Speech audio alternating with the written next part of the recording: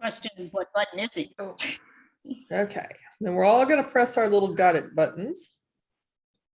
And we're ready for week 2 of Medicine Basket, Unsticking Covidian era and other contextual stuff.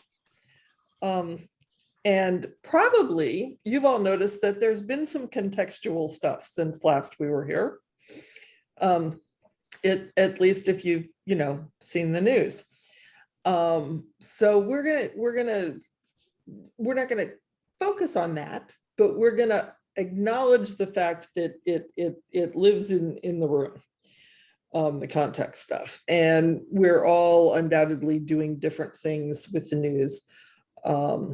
Me personally, I spent a while last night watching West Wing.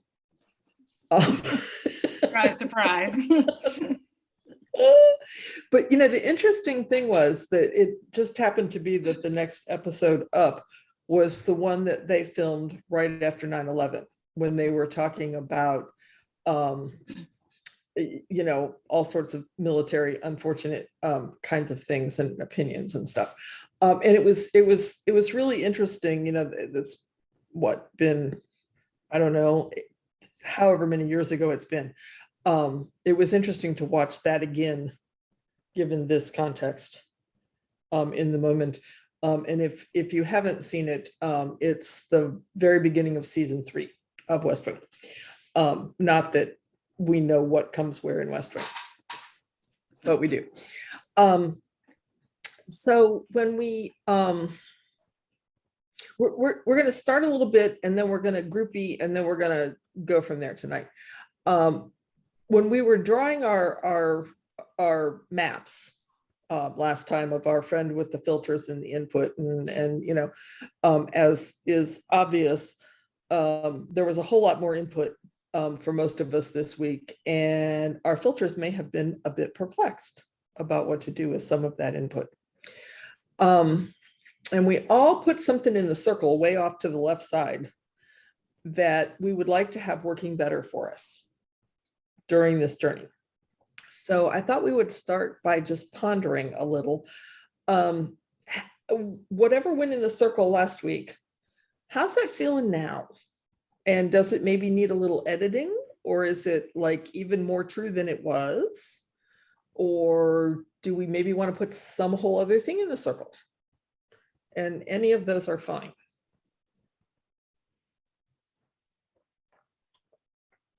I added to my circle. Pardon? I added stuff to my circle. Okay. Need a bigger circle. No. Molly's going to need a bigger circle. Yes. Okay. I can kind of understand that. What else did you notice?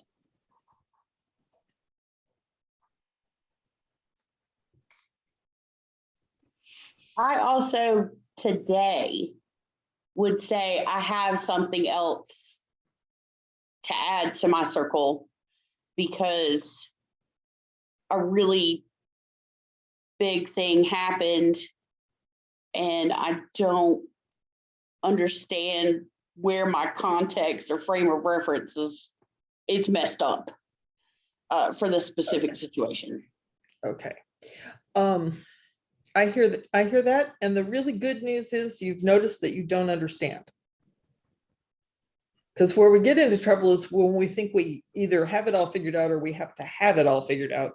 And in actual fact, we have some more questions to ask on the way. So good place to start. We're going to work on the rest of that in a few minutes. Anybody else? New stuff, more stuff? I think what I put in my circle is even more important than ever. And it has been affected by the news this week. Yeah. So, yeah. Zeroing in on that and realizing how important that thing in my circle is. Yeah. The thing I've been thinking about a lot this week, and some of you may have seen the blog post, but I was in Hungary just before the Eastern Bloc fell, and was riding down the road with a bunch of friends watching Russian tanks playing out in the cornfields, and that I'm very aware of the fact that changes the way I'm seeing the news. Because I've been there, and I've also been there when it's cold, and which was kind of a shock for a Florida, Georgia kind of person. So it's, yeah, stuff that was important last week seems even bigger for me at the moment. Okay. We mentioned last time the legend of the red thread, and we're going to do a little bit of red thread stuff tonight. If you don't have an actual red thread, yep. If you don't have an actual red thread, an imaginary one will work just fine. You can get a red marker and draw one on your paper if you'd like to, but it'll all work. And before we do that, I want to introduce you to my friend Daphne.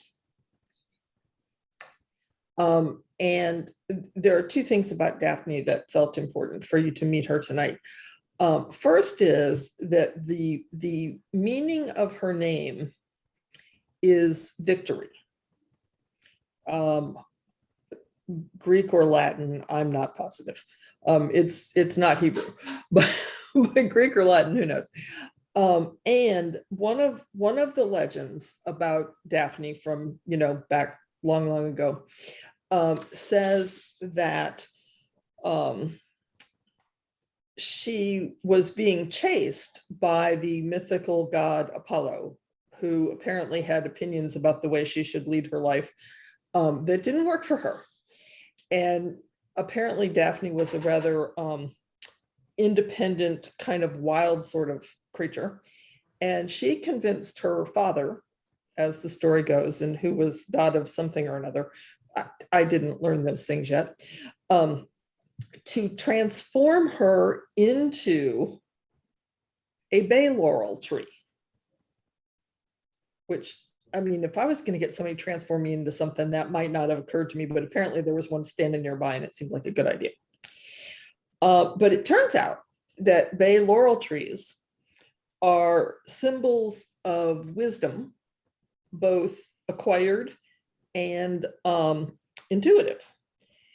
And the leaves, bay leaves, like in your pot of soup, or your pot roast or whatever, which I've long been enormously fond of.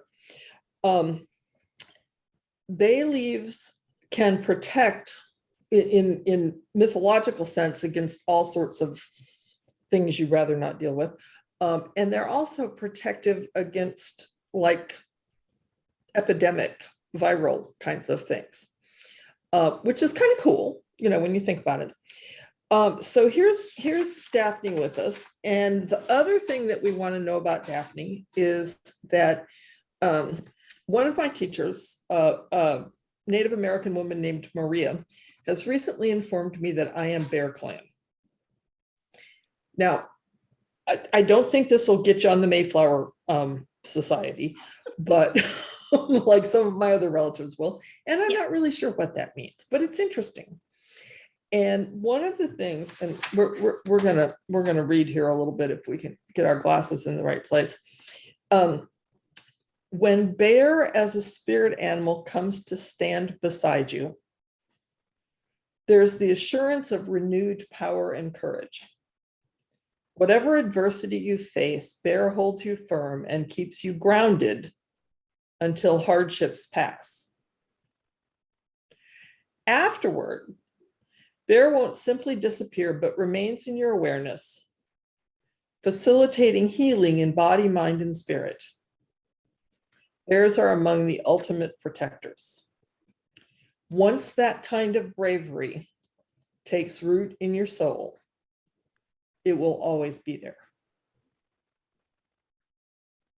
Which kind of seemed timely. So Daphne said, sure, she'd like to come play Red Thread Circle with us.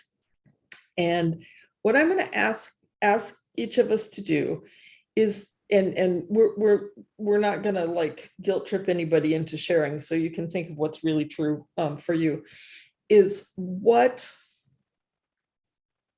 part of you might be able to use a little bit of bravery in this moment, or wisdom. And you can make a note, you can wave if you'd like to share, you can type in the chat, or you can, just sit there and wait and see what comes next.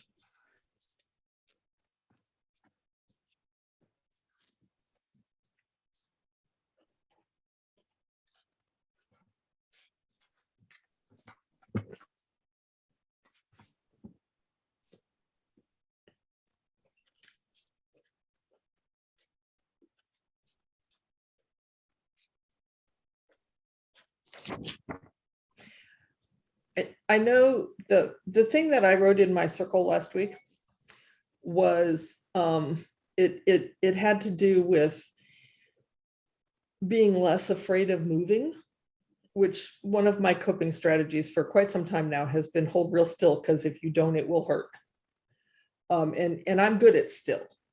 Unfortunately, there are a lot of things that don't get done if your strategy for coping is hold real still. And last Friday, I went to visit I think it's the 4th time I've seen her, my new physical therapist. And she's interested in the art stuff. We were talking about this. And so I told her about in my little circle was working on my fear of movement and being less afraid of that. And she looked at me and said, "Oh my God, that makes everything I do make so much more sense." And okay, cool if it helps her, but it's already helped me a bunch. And one of the teeny tiny things that I've done with that this week is our house has, it's like around, you can do donuts in our house from one room to the next. And they're usually big dogs laying in the path, whichever way you want to go. And I have started very intentionally taking the long path from wherever I am to wherever I want to go. Instead of going the short way, I'm going the long way. This big. But it's a start. And I think what I'm hoping tonight will be for all of us is either a start or the next step on the path. So Daphne has graciously agreed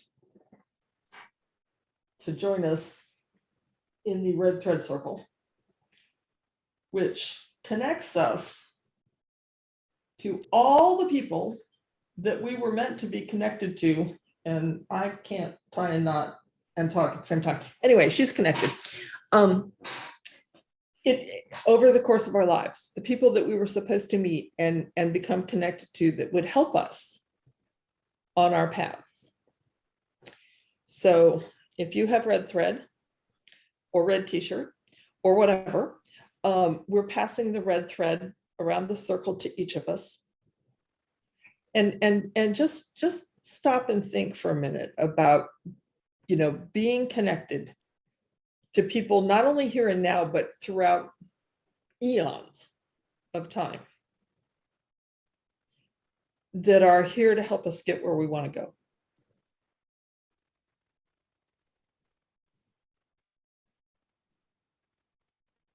Anybody have any questions, comments?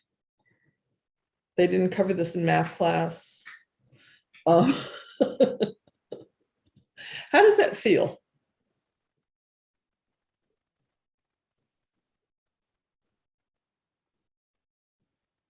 Other than, woo-woo,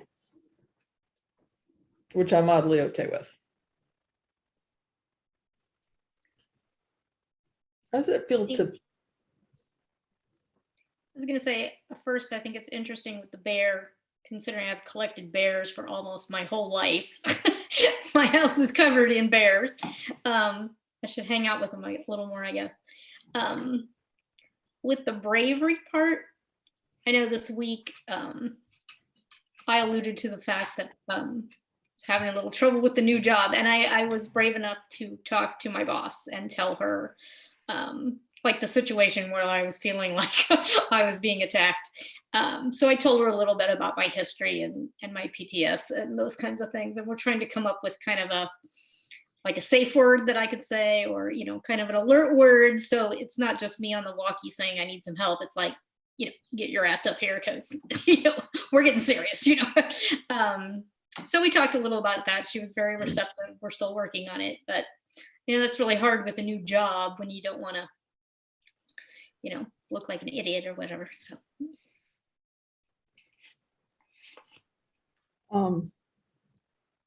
Speaking up sounds big. It was. It's Speaking always up hard with a sounds new big. job to let the people that you come in contact with know. Like a couple of the other cashiers have come up behind me and like literally scared the ever living crap out of me. It's like, I'm liable to turn around and deck you if you do that again. So, you know, it's kind of like you got to make people aware of some issues. Yeah. Yeah. Thank you. Anybody else? Yeah, Elizabeth? The connectedness thing has something I've been aware of for a very long time. I've always felt connections. I'm a connector. That's like my grounding life purpose. I'm a connector. So it's been very, it makes a lot of sense to me. And what's funny is I have these books for my granddaughter. They're physics books for toddlers. So her favorite book right now is Quantum Entanglement for Toddlers. Oh, good heavens. So we have to read that a lot. But the quantum entanglement theory in itself has always fascinated me. About one particle being separate from another particle or doing the exact same things. To me, it's just fascinating. I can't describe it. The quantum entanglement theory for toddlers is actually really helpful. I need a copy. Yeah. Yeah, because the retired Army general who was my high school physics teacher didn't cover that. But it's essentially that once you're connected, once you make the connection with someone, you are always in the realm of life connected to that other person. And there is no tearing, there is no removal of that bond. You are always connected, no matter where you are in time and space. Possibly unless that bond is no longer working and you decide that you would rather not be connected. But that may be mixing, you know. That's in a different thing. This is Yeah, more that's not physics. There's always thoughts and memories and such that maintain that specific bond. You may not physically ever regroup, but you have thoughts and memories and things, you know, some positives in the end that will always remain. Cool. Thank you. Anybody else? We're about to do some work. So let's see, Natalie, what do we need to do to make that happen? We're about to draw. So we're about to draw. So couple pieces of paper, one that you can scribble on and one that you want to do your drawing on for keeps. So the scribble piece of paper could be the back of an envelope. And if you're like me and you like color, different color pens or markers. And if you only have one, that works too. So I'm going to stop and start our recording here.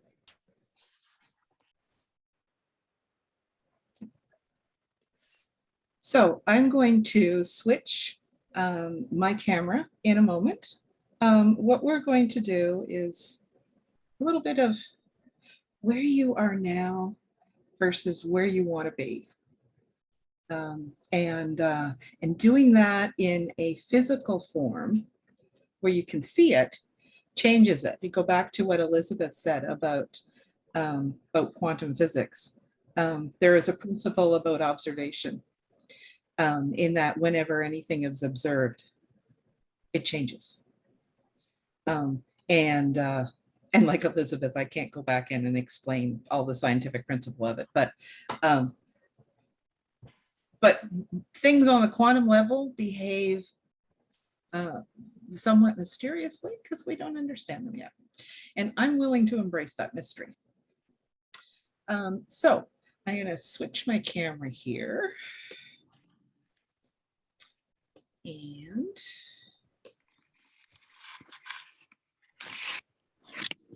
don't want that one. Want this one. I'll move my candle.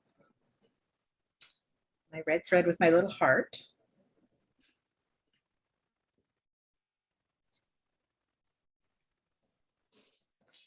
So I want you to take your scribble paper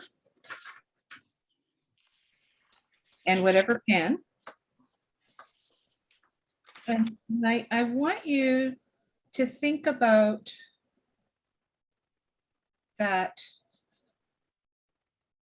just something that you want to work on. It could be the issue that's in your circle box or your circle on your filter, or it could be something else. But I want you to hold that in your head, and then I want you to just draw on your paper. We call this metacognitive drawing, and essentially all you're doing is just making shapes. You're not even trying to make anything. You're just letting your pen go as you think. And sometimes shapes will come out of it and sometimes they won't. But as you're doing it, hold that thought about your circle. Just like a little question that is in the back of your mind. And we'll do this for about a minute or so. Think about your inquiry as maybe an image. Maybe because I'm in a metaphor mood today, maybe there's a metaphor.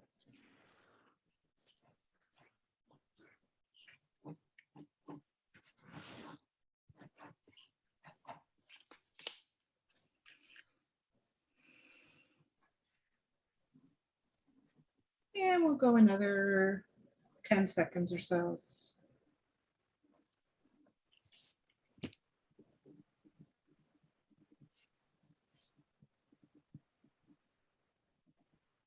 And that's about our time.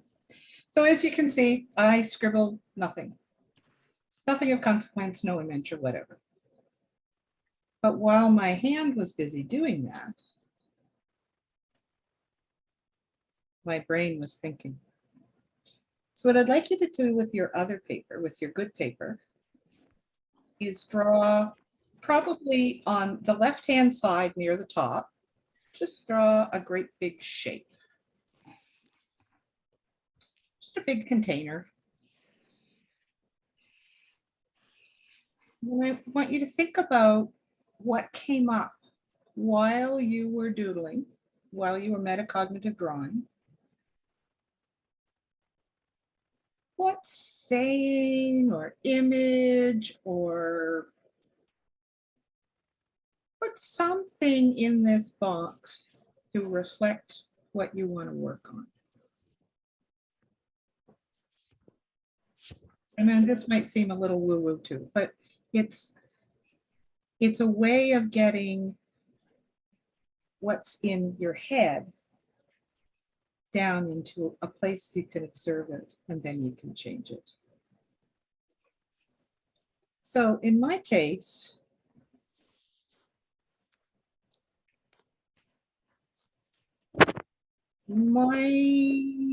I'm picturing a clock here.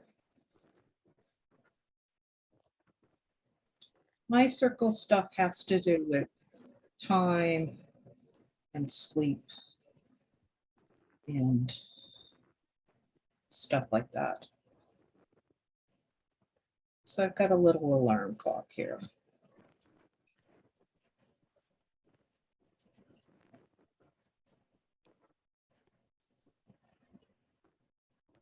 And as you can see, the drawing doesn't have to be really exciting. It'll be meaningful to you, and you'll know what it stands for. Now, is there a word that goes with that? There's some sort of word or saying, and you can write this. This is how you're feeling now. This is what your issue is, what you want to work on. So in my case, it feels like wasting time.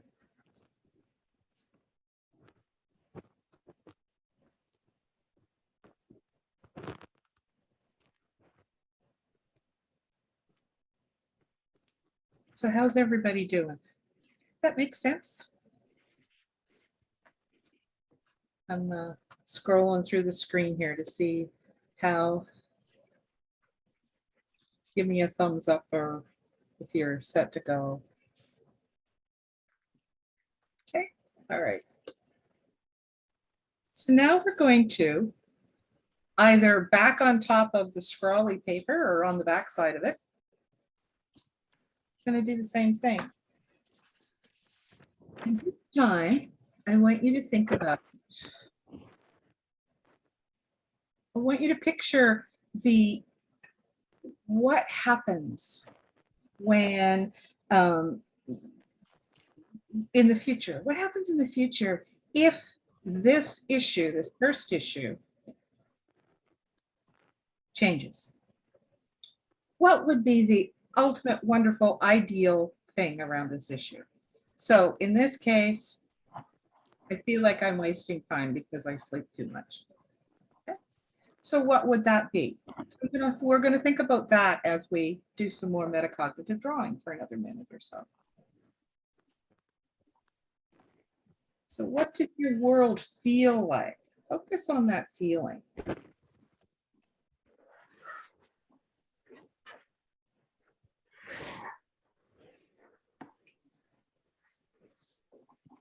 You know, and maybe you end up drawing something that makes sense in your scribbling, but follow your pen.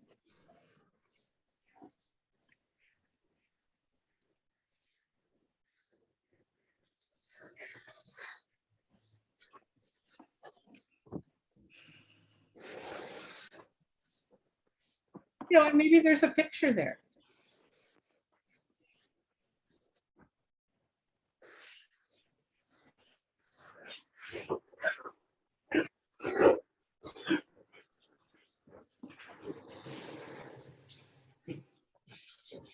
Okay, what, another 10 seconds.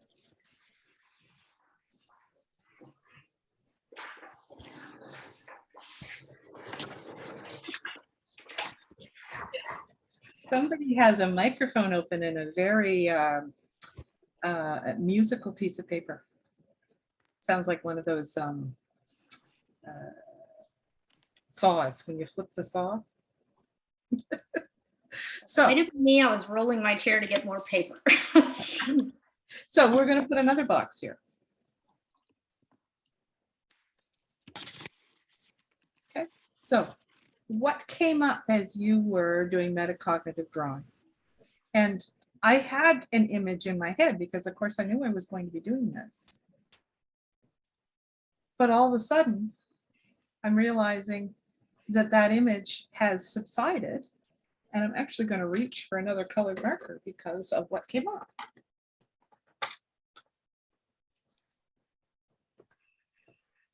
And what came up was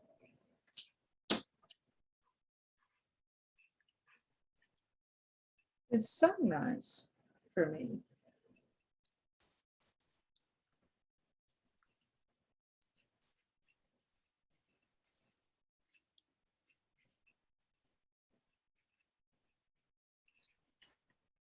And my saying became making hay.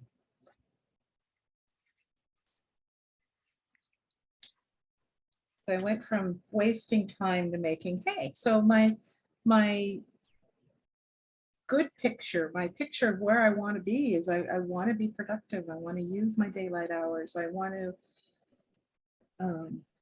I don't want to be wasting time. I want to change that. So you have these two separate things. Right now you're feeling here in the before, in the now. But you want to get to this part because this part feels good. We're all about feeling good.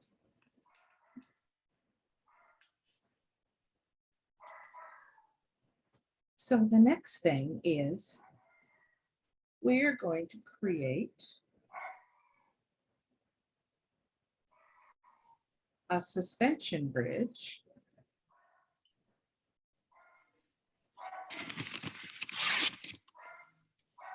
to connect them. And again, metacognitive drawing. What is one thing that you could do that might bridge the two things? And we'll metacognitive draw for another minute.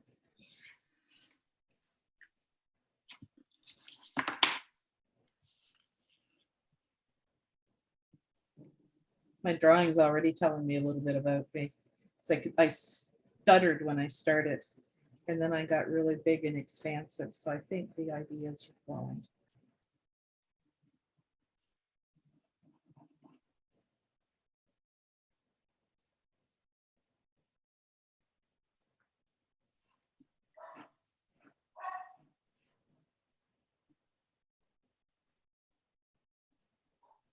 And that's probably about a minute. It always feels like longer than it is. So what came up for you? Is there anything that you could put on this bridge to take that one step towards what your ideal or your goal or your bliss would be?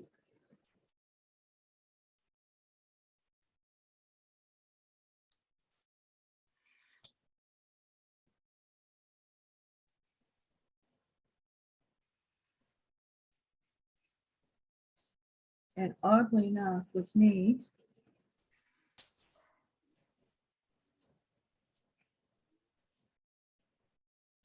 it's an old-fashioned television.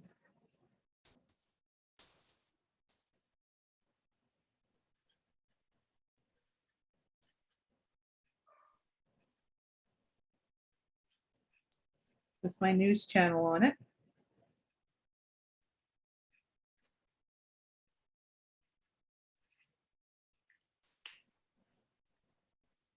And my remote control. Which reminds me that I have the control and I can turn off the news way before I go to bed. So it's not in my head as I go to bed, which may help me go to sleep earlier.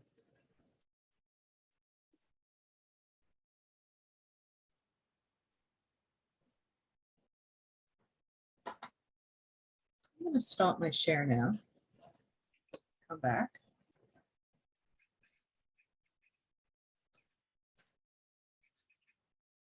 Let you guys work on that for a minute or so. I know I did that really quickly, but that was because I knew it was coming.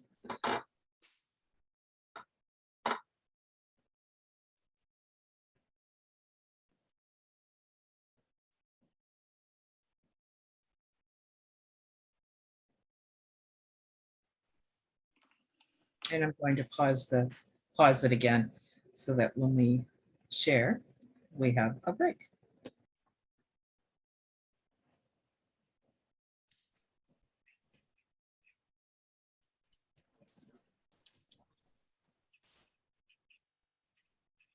I love this. You're all got your heads down.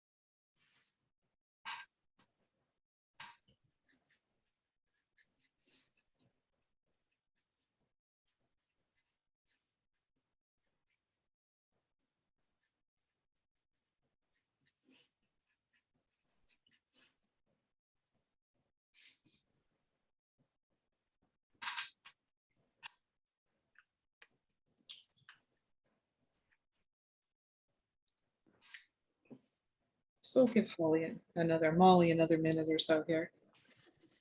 Sorry. Don't apologize. Don't apologize. I was watching the heads come up. I just wanted them to know that yours was still down. You just let us know when you're set. I'm good. You're good? Excellent.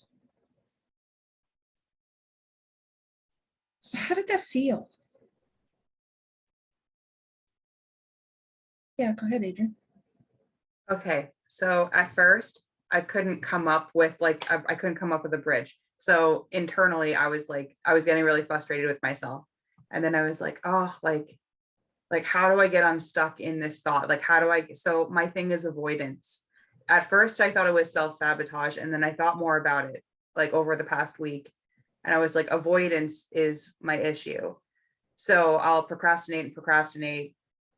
And anyways, so my avoidance is so bad that like I don't go out and do anything. I have a million excuses. I hate winter. I don't want to, and I don't feel like it. So that's my issue, and I have to get over it. So that's my main issue, and I work on that in therapy too. And so as I'm sitting here frustrated, like, okay, like this is the question. I need the answer. I need the bridge. Like, what could I possibly do to like get out of my house more? Like start there. How do I get out of my house more? And I got bad news last week. And so I have a funeral to go to. Well, I'm trying to muster up the courage to go.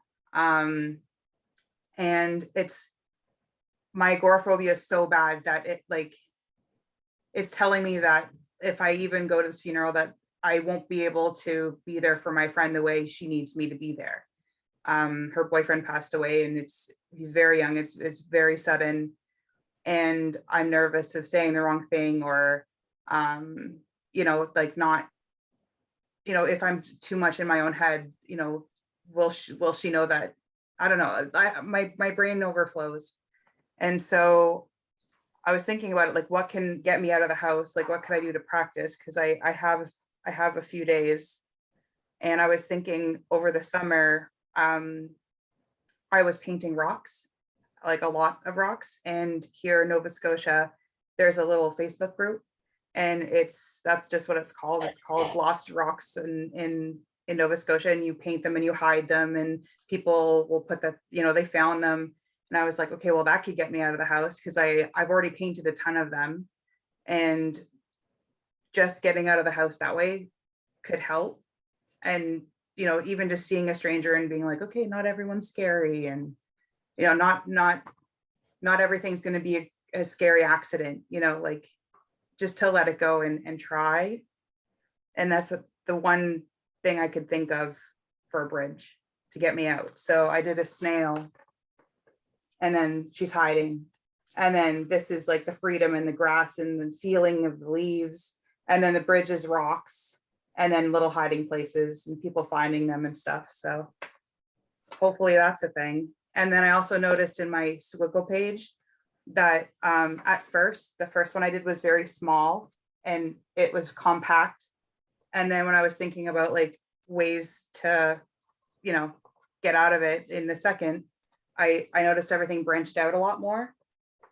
And then the third one, combining them, it was showing that it's kind of even kill on both sides. So, I have to be compassionate with myself, that I know I'm shy. I know I'm awkward. And, who's going to go to a funeral and, like, how you can't make the feeling worse, you know what I mean? Like, so I can't be fearful of making a bad situation worse when I'm just trying to be supportive. And so I'm trying to have self-compassion and, less self-doubt.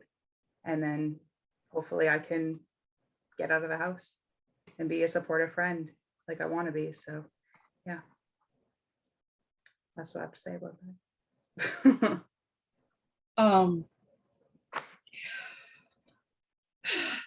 Yeah, yeah. I understand completely. I really do. Thank you. What a vulnerable share. Thank you. What a brave share. Yeah. Yeah, it's scary to admit that, especially like nowadays too, we were supposed to be inside for so long that, now I'm scared to even just go to the grocery. I haven't gone to a store and I don't know how long. I don't know the last time I went to one. So, and everything's being lifted now, and it's scary to think about. There's so many factors. There's so many Yeah. factors weighing down. So just little, even painted rocks, something to spark joy, even if it's not for me, for somebody else. So I think that'll do. Yeah. Yeah.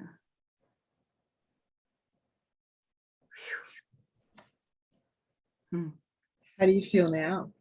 I feel relieved because I didn't think I could be unstuck from that. Like this is the feeling I've had since May. I had a stay at the mental hospital for the first time. Like that's how bad things got. So I've been stuck in that since May, and I haven't been able to. It's like I keep forgetting my strategies.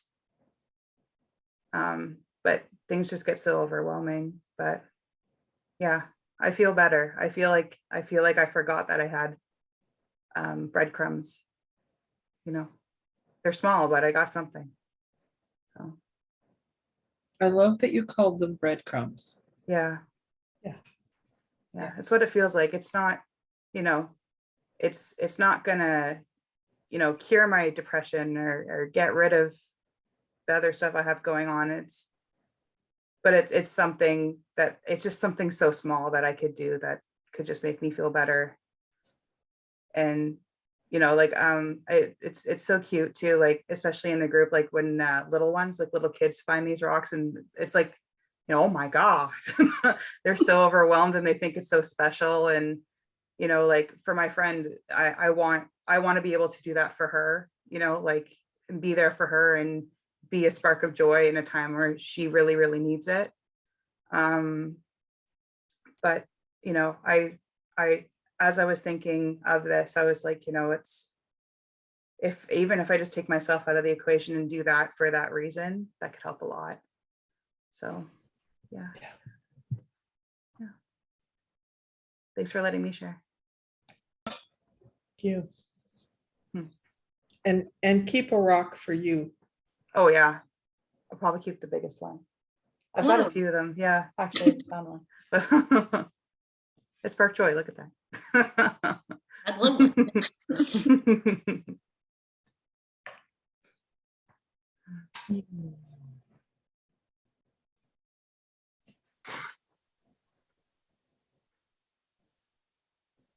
How's everybody else feeling?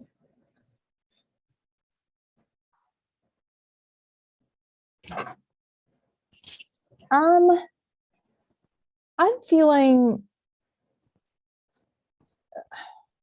stuck in my head, which is sort of normal. Sue can tell you that about me. So my thing last week was still the thing that came up when I was scribbling. And that was that I get stuck in sort of anxiety spirals, and they got really bad during the first year of the pandemic. And I did some things to help it not be so bad. But as we're loosening up again, it seems to be sparking those feelings and those spirals again. So my image that I ended up with the words came to me before image, and it was "let it go," which, if you know Frozen, is that whole whoosh. So like my image is this big whoosh, right? Like let it go.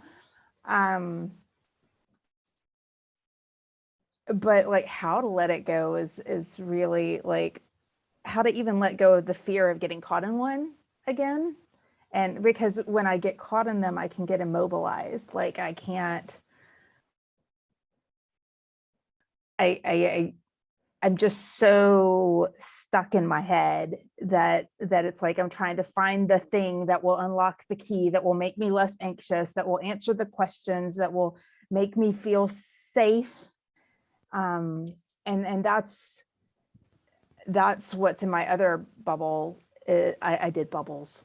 That's what's in my other bubble is safe and generative, like able to do things, like not being paralyzed. And there's green grass growing, and there's like a cushion of energy, which is an old guided meditation thing that comes back to me. That is like that envelops me and allows me to like interact with the world and do things and blah blah blah. But like how to bridge from one side to the other is a pretty darn hard question.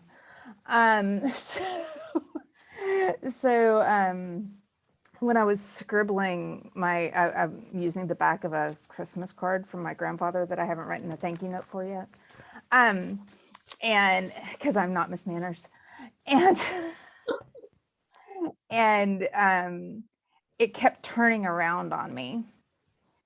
And when I was trying to scribble, and like that's what the bridge became, is like turn it around, turn it upside down. Like, who is this really about? Is this really, and when is it about? So like who is this worry about? When is this worry about? And if it's not about you now, let it go. Y'all asked the question last week, what have you been trying that doesn't work? And my answer to that is doom scrolling. Doom scrolling has not worked for me. Doom scrolling does not answer any of my questions. Every once in a while I can find some stats that really do sort of help me.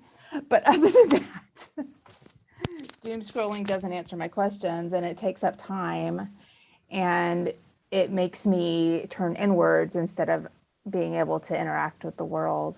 So it's funny that we made a little bridge, because the columns to what's holding the bridge up are these two columns of you and now. Like, is it about you? Is it about now? And that's not an action, but it's at least a question to ask when I get there, right? Is this about you? Is it about now? So. And asking is There's an just action. more questions. Yep. Asking is an action. Contemplating those questions is a huge action, because it's an action that wasn't on your bridge before. Mm-mm. Yeah. So how do you feel now?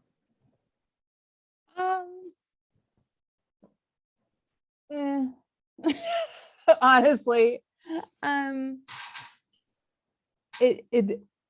would prefer a concrete thing to do. Thank you very much. Okay. So no, I mean, We're not I'm done. saying that to We're not myself. done. No, I'm we're saying not that to myself. Like, I would prefer a concrete thing to do. Thank you very much. Don't make yourself do anything hard, Wendy. Like, yeah, no, I'm saying that to myself. We're not done. Yeah, you just hold that thought. Yeah. Careful what you wish for. Thank you, Wendy. And yes, like being stuck, and seeing that chasm of that bridge can be daunting, can be absolutely daunting. Yeah. So questions are always a good way to start. Do I want to go over this bridge is a great question. Because sometimes it feels really high or quite rickety. So yeah, but you have something for your bridge. Cool. Elizabeth, I see your hand. Okay, one thing I'm starting to realize is that I have, like Sue, not at this time, I didn't put it in my circle, but a while ago I put it in my circle, that I have fear of movement, because I have a lot of pain from falling, from breaking my arm, slamming into the brick fireplace. I was afraid of movement, even to go out on my deck by myself for quite a while. Somebody would have to hold my hand. but there's still part of me that to achieve the goals that I know I want to be healthier, to be more active socially, I have to not have that pain. So I have to see my doctor to figure out how to deal with that. But then there's also that part of me that's like, you know, if you keep putting this off, you can stay in your little cubby hole and you won't be required to go beyond yourself to stretch or to do anything that's not comfortable right now. So that's kind of in a world where I'm sitting, is that I need more focus and I need more action. And in order to do that, my bridge is between making good money and having good health. I have to see my doctor. We have to adjust medications and things and come up with a better solution, because what I'm doing is not working. And putting it off is just keeping me from being able to do anything else. So I know that that's just one of the places where that's what came out with this, with my bridge and such. And that is a concrete thing. Yeah. It sounds actionable, and Sue is going to help us with the action stuff in a moment. Yeah, but it's not working is the place where change starts, where chosen change starts. I like that. I should write that down. You're so wise. Kathy or Molly, do you have anything you feel like sharing?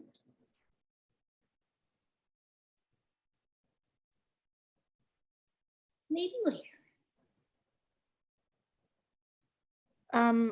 Yeah, let me see. I'm just, I'm listening to everybody else, and what people are saying resonates with me so much. I'm also in a situation where I get stressed out and forget that I have coping mechanisms, and you just let myself spiral down further and further. Like you can see yourself spiraling down, but you can't stop doing that. And even though I have gotten out of that spiral before, it's like you totally forget that that's possible when you're in the spiral. And so I have to really work on reminding myself to do things that I know are going to help. And like make that a you know, like brushing your teeth kind of. You have to.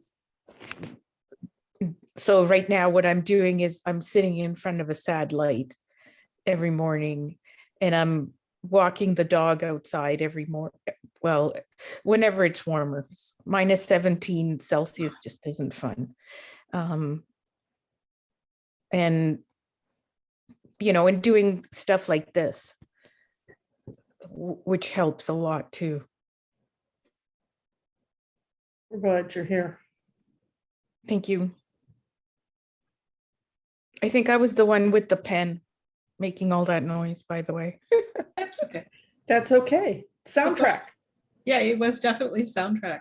It made me think of the Foley people in the movies who run around and add all the soundtrack. Oh, they do strangest things. Thank you, Kathy. Yes, thank you. I'm glad you're here tonight.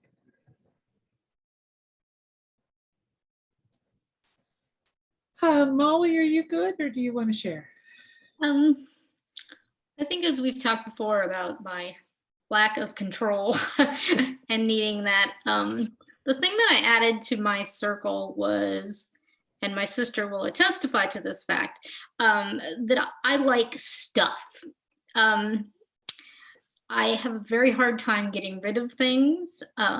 Stuff doesn't hurt you. It doesn't die. It doesn't leave you. It doesn't attack you.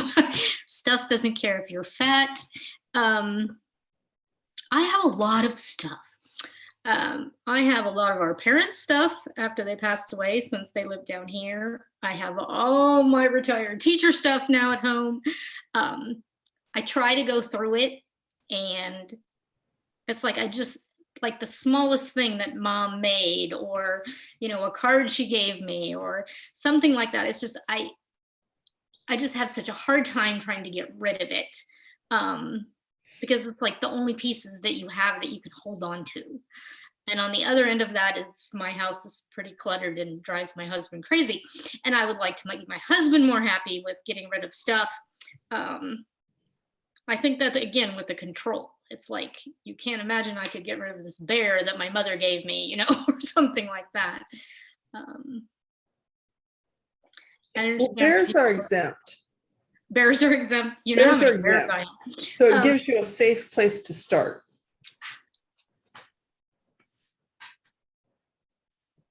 Yeah. Thank you. I do think it's funny that you picked a bridge, as my sister will testify that I am terrified of going over bridges. And when I was in the drill team, we'd go on away football games and they'd all sing London Bridge is Falling Down. We were driving over the bridge for my benefit. Oh my Yes. gosh, that's so mean. They also used to stand on one side of the bus to freak me out, so, but So, Yeah. so did your bridge get drawn on your paper? I do have a bridge on my paper. Excellent. That's huge. It's not very far off the ground, but there's a bridge there. It doesn't have to be far off the ground. Oh, It just has to connect. I think it was Kathy was saying, the whole thing, it's like, it seems like everybody's kind of said, you get strategies that work for a while, and you cope and you do all this, and then you feel like you're spiral out of control. And I think that's the thing with COVID, is that's how I feel. It's like, I have coping strategies. I've dealt with, the PTS and all that kind of stuff for a long time, but it's like, it doesn't feel like those things work anymore. Or, Sue and I will talk, and I'll be talking about when I was attacked, and it's like, my mom was famous for saying, well, just don't think about it anymore. It's done, it's over, don't think about it anymore. And it's like, well, I don't know how to do that. When I wake up at 3 a.m. in a nightmare, it's there. It's not like you can just take it and stick it on a shelf. I wish you could. I was having a conversation today with someone. I love figure skating. I don't know if those. Oh, me too. I used to skate. Perfect. Okay. So Molly, then Yeah. if you used to skate. Yes. You used to spin, right? Yes.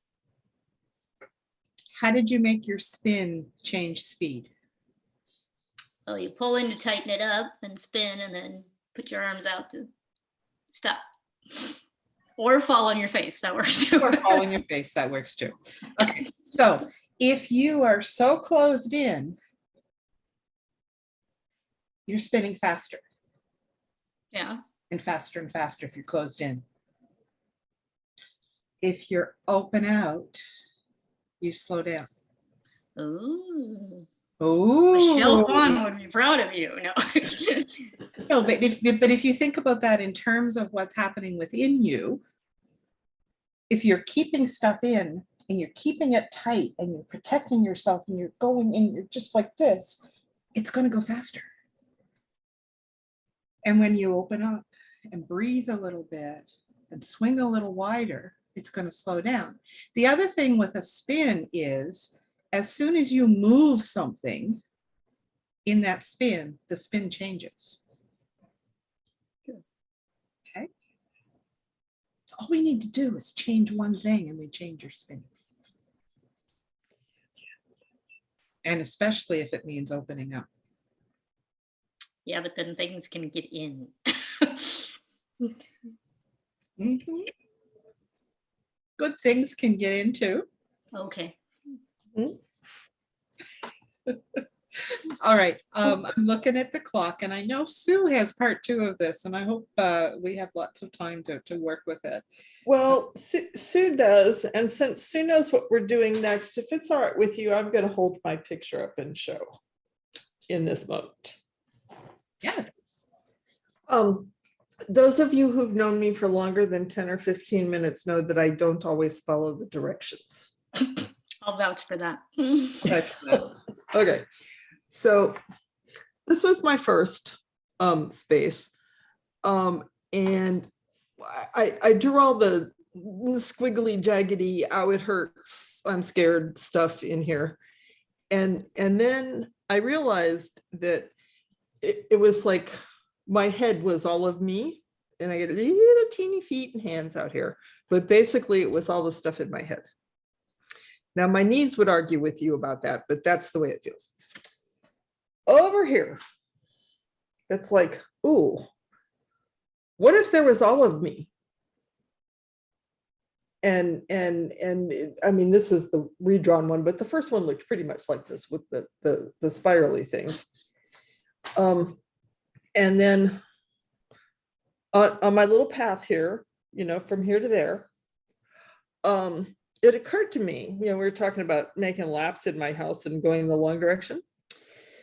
It occurred to me that one thing I could do, I am not running the peach tree this year. If there is one, I'm not doing it. This is a big thing in Atlanta, road race thing. However, I could make at least 5 laps around the house, you know, from here to the kitchen, to the breakfast room, to the hallway, to the, you know, yeah. I could make at least 5 laps in the morning before my first meeting. And conveniently, the lap goes past the hot water thing for the teacup. And it also goes past the bathroom. Always good. Yeah, but you know, I mean, it was like, I don't really want to live in my head where it all feels jangly and hurts. I want to live in the rest of me. And if that means walking in circles past the tea thing and the bathroom in the morning, I can start there. Does it solve all the problems? Not yet. But I can start there. But it's one thing. That's one thing. And the big thing for me in this was this. And realizing that, you know, I mean, there's a lot of cool stuff that happens in my head, but I don't want to spend my whole life in there. And I kind of have been for, I don't know, 15 years.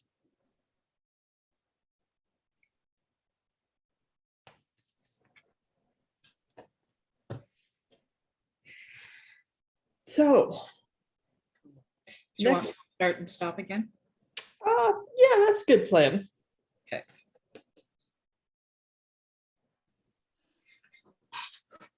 Aren't you glad you don't have her job? The recording lady. I'm gonna get that out of the way for a little bit. Let's see, where are we on this deal? I'm gonna go back to sharing my screen so we can see where we were last time. Does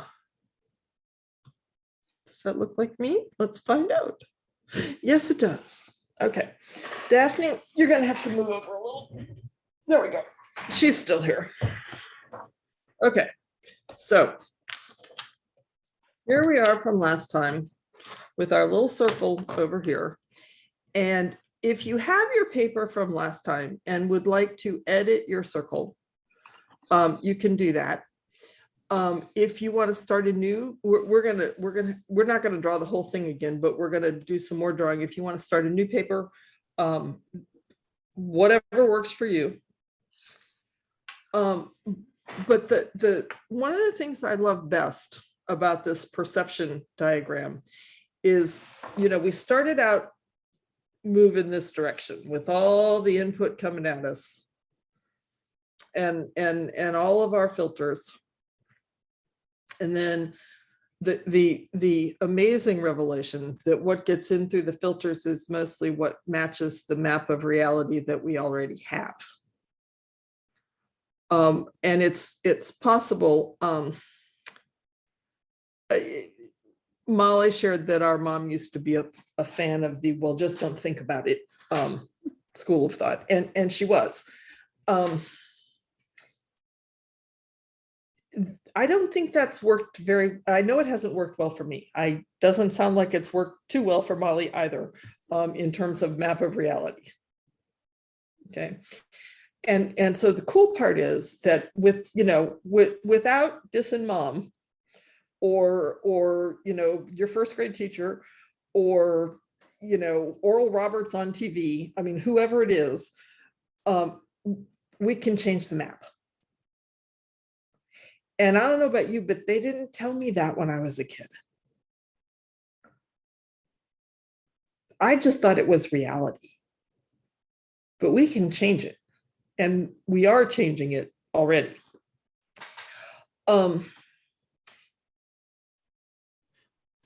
The biggest way to make changes, and we've already drawn some pictures of this, is to start editing the filters, like we talked about last week. One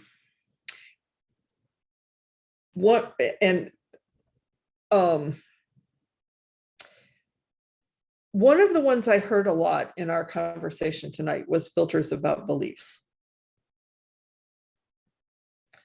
Beliefs that this is safe, but that isn't.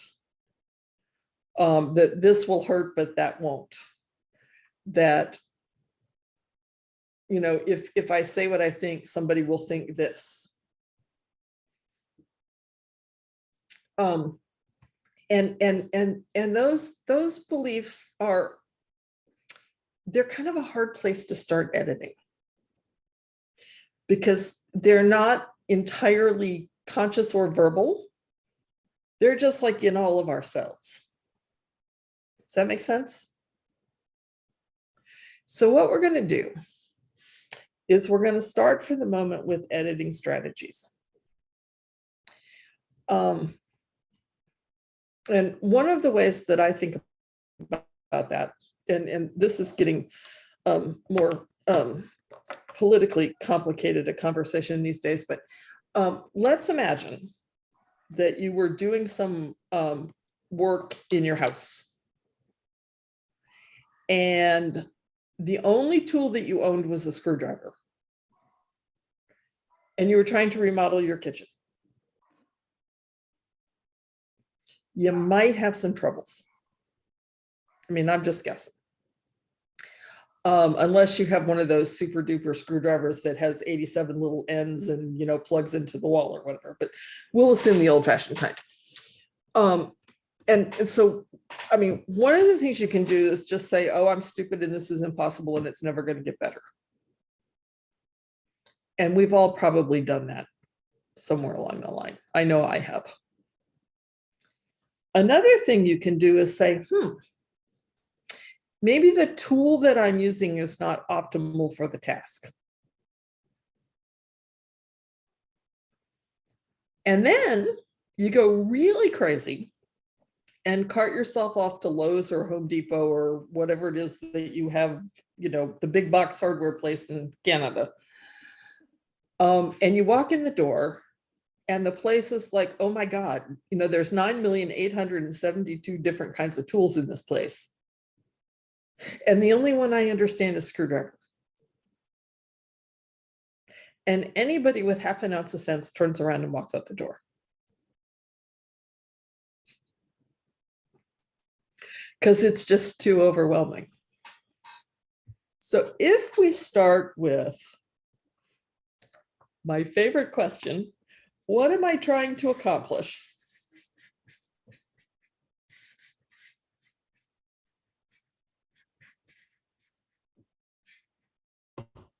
First, what are we trying to accomplish? The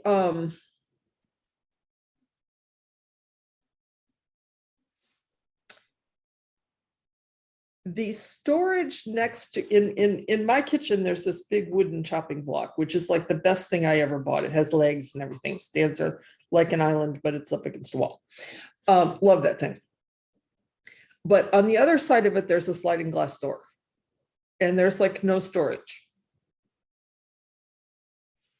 And we can't really, like build a shelf there or anything, because there's a sliding glass. Well, actually, they're this kind of door, but you get the glass door. So if what I'm trying to accomplish is storage near the wooden chopping block that doesn't involve putting holes in the glass door, and I trot myself off to Lowe's, now I don't have the whole store to deal with, because I have a better idea. I've chunked it down just like we did with our one step on the bridge. And the reason that Lowe's is a nice example for this sort of thing is because they'll let you return things. Not everything, but a lot of things. So you go there and if you're really brave, you talk to the person who works there, but that usually gets you run over with the forklift. So, but you go there with an idea of what you're trying to accomplish. And you only have one tool at home and it doesn't work, but you know what you want. And so you go there and you come home with something else. I don't have anything else handy. Here we go, lipstick. Come home with something else and try it out and see how it works. And okay, we're bouncing up here to beliefs for just a bit. One of my belief filters that I'm really, really, really attached to is you don't try to talk people out of the strategies they already have. And there's a good reason for that. We believe that because we're still here, our strategies are in some way, shape, or form useful. And the proof is we're still here.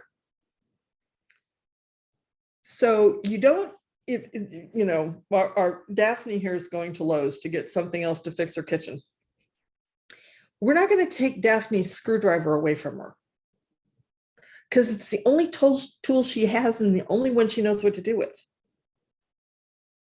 What we're going to do is invite Daphne to experiment with, I don't know, maybe a kit that builds one of those metal shelf things that stands on the floor and doesn't have to poke holes in your glass door or whatever. And we're going to tell her that if it doesn't work out for her, she can take it back. Is that making sense? Daphne's a whole lot more likely to go shopping for a new strategy if she knows that she gets to keep her old ones. We're just experimenting and things are returnable, because we all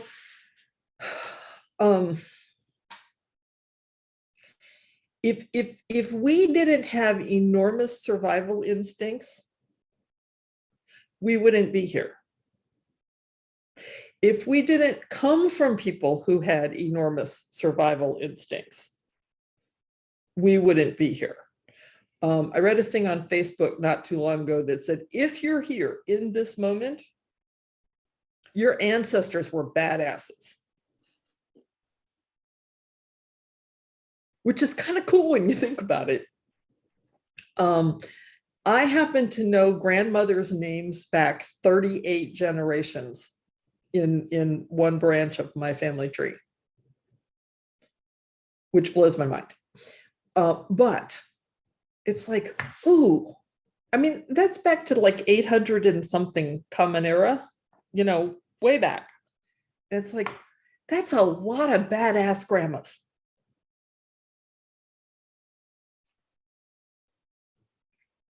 Which somehow or another kind of makes it harder for me to be a little bit of a badass grandma when the occasion calls for it. Okay, so every single one of you has badass ancestors. You may have had some other kinds as well. But the fact that you're here says you had badass grandparents who wanted to survive. And the vast majority of them wanted to survive so that we could survive. And I know this because I'm a grandmother. And the way that we survived way back in the day was by eating the same color berries that we ate for breakfast yesterday. Because if they didn't kill us yesterday, they probably wouldn't kill us today. There are more choices now. And so one of the things we're talking about doing here is taking the only eat the same color berries voice inside of us and buying her a cup of tea and saying, let's just experiment with something a little bit different. How does that feel? Scary. Scary? Yes. Any other feelings that go with that? I like the feeling of permission, Ah, that it's okay to question and be curious and yeah.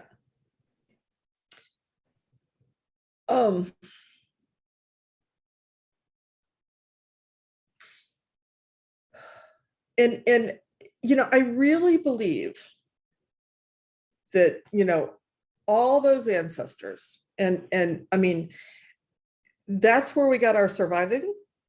It's also where we got a fair chunk of our junk. I mean, if we're really serious about this. But if we believe that they were doing the best they could, almost all of them, and they really wanted us to survive, but they could only work with what they knew.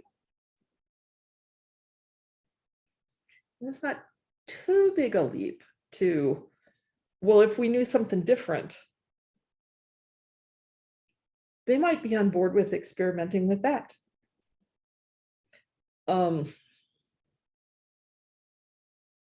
Molly and I have a grandmother, or had a grandmother, who baked 40 loaves of bread a week on a wood stove to feed her 6 children and her 2 orphaned nephews. And that's, I mean, that's what she did because that's what there was. But I'm pretty sure that if she came to visit today, and I would so love it if she could, but if she did, I'm pretty sure that she would be fascinated with my fancy stove out there. And all of the things that it does that don't involve chopping wood. Because Elsie had things she would have preferred to do than chop wood. Like make quilts. All of which is to say that it's okay to try some new stuff out.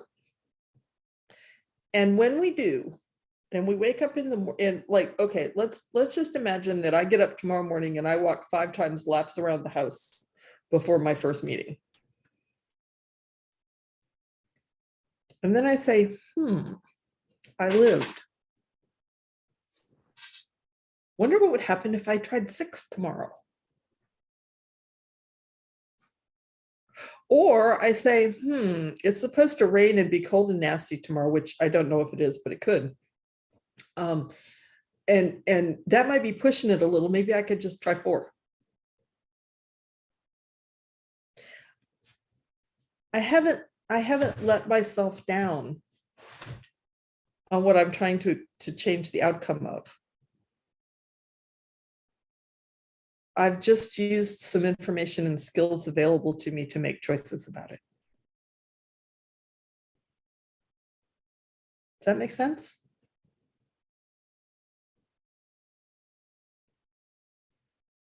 Okay, I'm gonna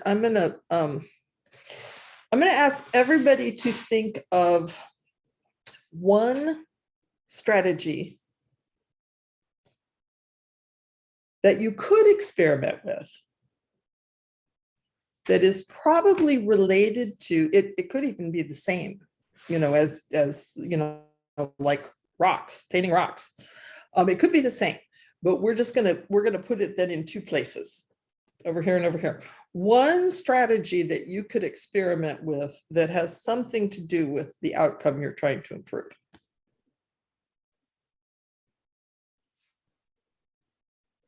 And wave at me when you got one. And I'm going to switch back so I can see you.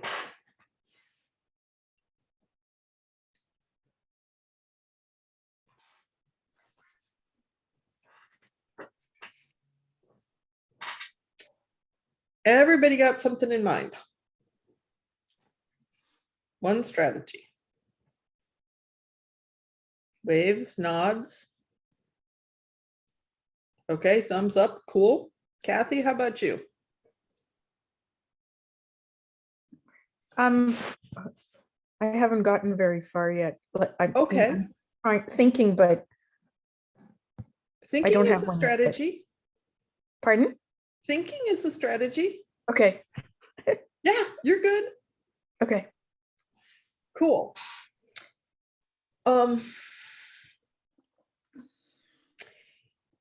Now we're going to mess with a belief just a little bit. Because we're on a roll here. Can we all agree that it's okay, even in all this complicated context, for us to want things to be better?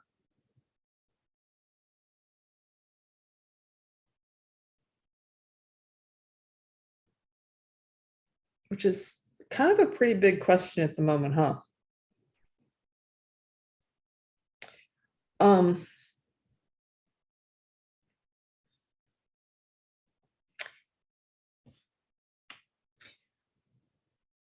I believe that it's not only okay for us to want things to be better, but it's also how things get better. So let me check real quick if we have questions or comments or shares at the moment, and then I have a thing to read for us that will send us off into the land of experimenting with our strategies.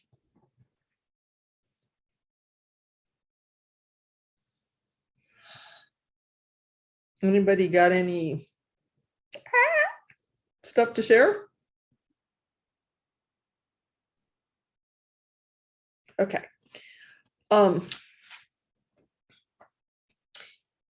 This is something that is written by my friend Sam Bennett. And it blows my socks off. It will probably make me cry. Not to worry, I've lived through it before. And if you would please just imagine kind of saying this for yourself along with me, that would help.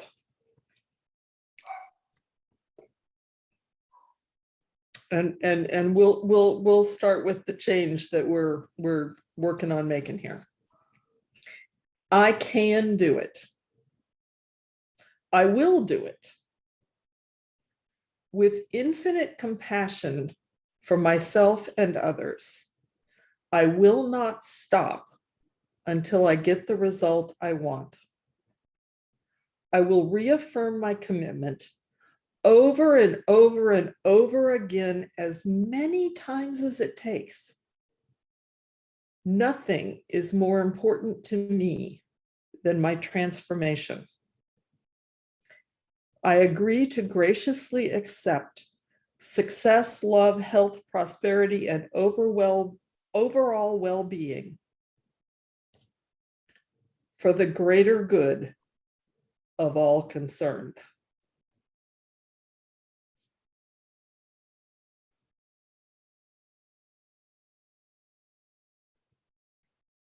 How about that?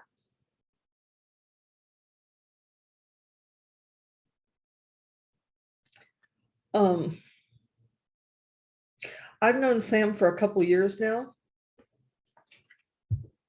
And this is added to my beliefs.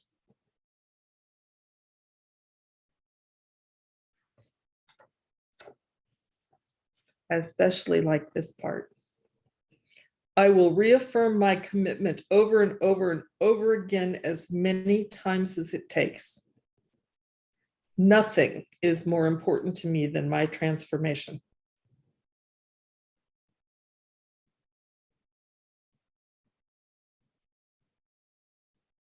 Because that's the part that makes everything else possible.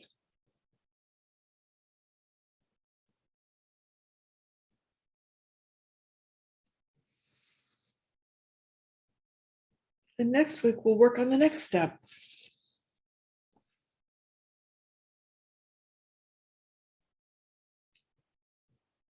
Comments, questions? Oh, thank God I can turn the camera off and cry. That could just be me.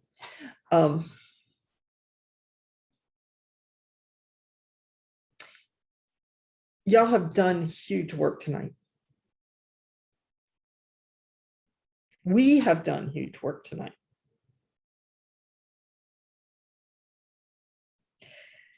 And it's already changing things.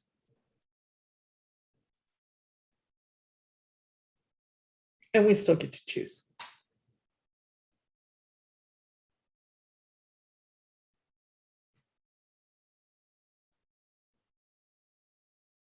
Blessings on your week, folks. Yeah. Enjoy those one steps. Yeah. And if you get like, you just can't help yourself, you know, if you just can't stand it, yeah, one more step would be okay. We'll see you next week. Bye.